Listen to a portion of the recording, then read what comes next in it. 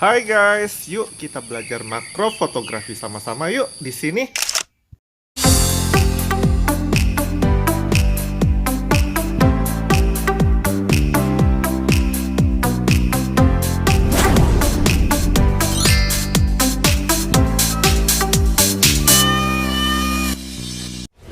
Berikan supportnya ya guys untuk channel ini dengan cara memencet tombol subscribe. Terima kasih. Pagi-pagi kita pagi ini mau cari foto atau hunting foto makro karena kita mau dapetin hewan-hewan yang liar atau makro, serangga kayak kupu-kupu, belalang dan lain sebagainya yang masih pada tidur. Yuk kita cari. Kita hunting makro ke sana guys. Moga-moga nggak ada ular. Nah, kita mau hunting nih di sini nih. Semak-semak. Semoga kita dapat makronya nanti. Itu ada. Jadi di video ini saya akan sharing kepada teman-teman bagaimana untuk menghasilkan foto makro yang fokus dan bagus walaupun pakai HP aja. Simak ya tipsnya ya.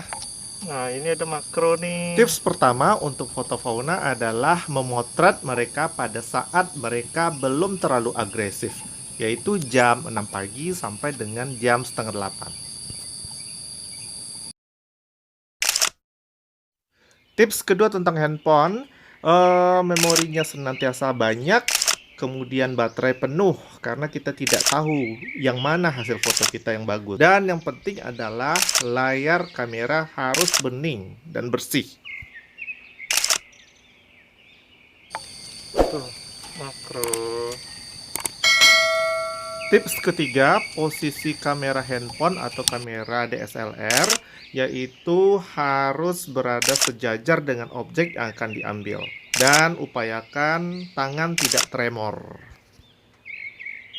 Jadi dekatkan layar kamera ke objek sejajar, kemudian kedua tangan memegang layar handphone. Kita besarkan atau kita zoom dari 2 sampai dengan 3 kali zoom dan dimundurkan sekitar 5 sampai dengan 10 cm. Setelah stabil, dikunci, baru kita jepret. 3 langkah mudah ya guys, sejajarkan, zoom, stabilkan, dan cekrek. Nah, ini ada angle lain. Ini ada hewan lain dan pagi ini kita beruntung kita banyak dapat makro-makro fauna cantik. 3 urutan tadi bisa juga diterapkan untuk memfoto flora ya guys, makro flora. Nah, ini makro juga nih guys. Kemarin sekitar 5 hari lalu kayak ada telur gitu di sini. Yoi. Sekarang udah menetas. Tips keempat adalah hal-hal yang harus dihindari dalam memfoto makrofauna dan flora. Hindari kebocoran objek yang membuat objek terlihat tidak natural seperti tembok dan lainnya. Hindari posisi objek yang kurang pas seperti membelakangin kamera, kemudian tertutup daun dan sebagainya. Hindari objek yang memiliki titik fokus yang banyak karena walaupun nanti udah di zoom akan terlihat pecah atau blur. Seperti laba-laba, ulat bulu dan lainnya.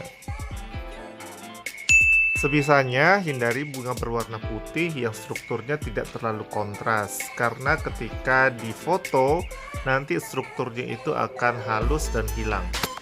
Memoto outdoor dengan intensitas cahaya tinggi dan terik juga tidak dianjurkan. Hewan-hewan besar pun seperti anjing atau kucing bisa kita makroin dengan memfokuskan pada bagian-bagian tertentunya, seperti pada mata saja atau hidung saja. Ya, kira-kira begini.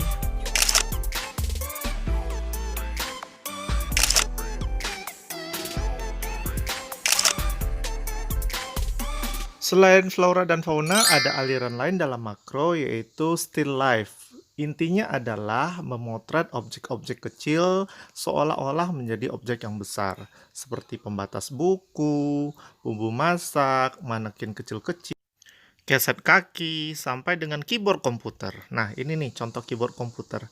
Kelihatan deh kotornya keyboard itu ya. Susah guys. Dan hari sekarang udah mulai siang dan panas. Kayaknya mereka udah pada bangun dan pada kabur dari kandangnya. Kita lihat ya hasilnya bagaimana nanti. Nah, sekarang waktunya edit. Editing juga tidak kalah penting peranannya. Yang harus kalian install adalah Photoshop Express dan yang kedua adalah Snapseed. Dua aplikasi ini cukup untuk meningkatkan tone dan mengurangi noise.